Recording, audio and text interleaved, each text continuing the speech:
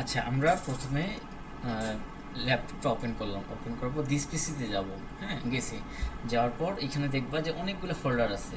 এইটা এইটা এইটা এইটা এইটা এইটা অনেকগুলো আছে, তোমার যেটা ভালো লাগে। ধরো সাপোজ তোমার যদি মিউজিক ভালো লাগে মিউজিক হতে পারে, তোমার ডেস্কটপ ভালো লাগে ডেস্কটপ হতে পারে, পিকচার যদি ভালো লাগে তাহলে পিকচার, তোমার যেটা ভালো লাগে না কেন। তো ধরো আমি ডকুমেন্টসে করবো, আমার ফোল্ডার নামটা মনে রাখবো, যেটাতে ক্রিয়েট করতেছি সেই নামটা আমরা মনে রাখবো, ডকুমেন্টস। তো ডকুমেন্টসে যেহেতু ঢুকবো তাহলে ডকুমেন্টসে মনে রাখলাম। রাখার পর এখানে আসবো, আসার পর এখানে করবো কি, আমরা একটা ফোল্ডার ক্রিয়েট করবো। এখানে যাব, যে নিউ ফোল্ডার আছে, নিউ ফোল্ডারে ক্রিয়েট করবো। করছি, নিউ ফোল্ডার ক্রিয়েট করছি। করার পর এখানে নাম দেবো যে MS ওয়ার্ড, WORD ওয়ার্ড। হয়ে গেছে, করছি। আচ্ছা, নামটা মনে রাখবো কিন্তু এখানে কথা ক্রিয়েট করছি ডকুমেন্টস আমরা ক্রিয়েট করছি, এটা মনে রাখতে হবে। আচ্ছা, এখন আসবো আমরা, এখানে আসি আমরা কি করব, ওয়ার্ড ক্রিয়েট করব, মাইক্রোসফট ওয়ার্ডটা ওপেন করব। ঠিক আছে, ওপেন করছি। আচ্ছা, মাইক্রোসফট ওয়ার্ডটা ওপেন করছি।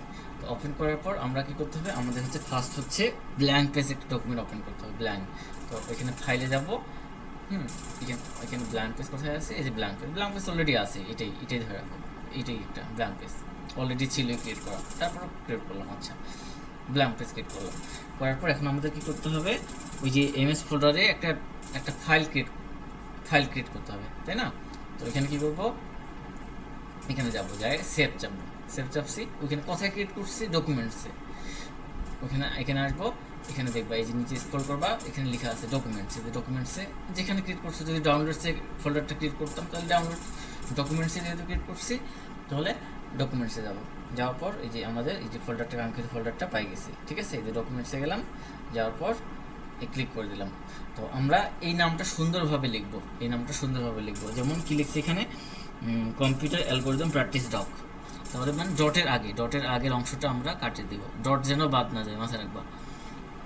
কি লিখবো, অ্যালগোরিদম, এল গো রি দম।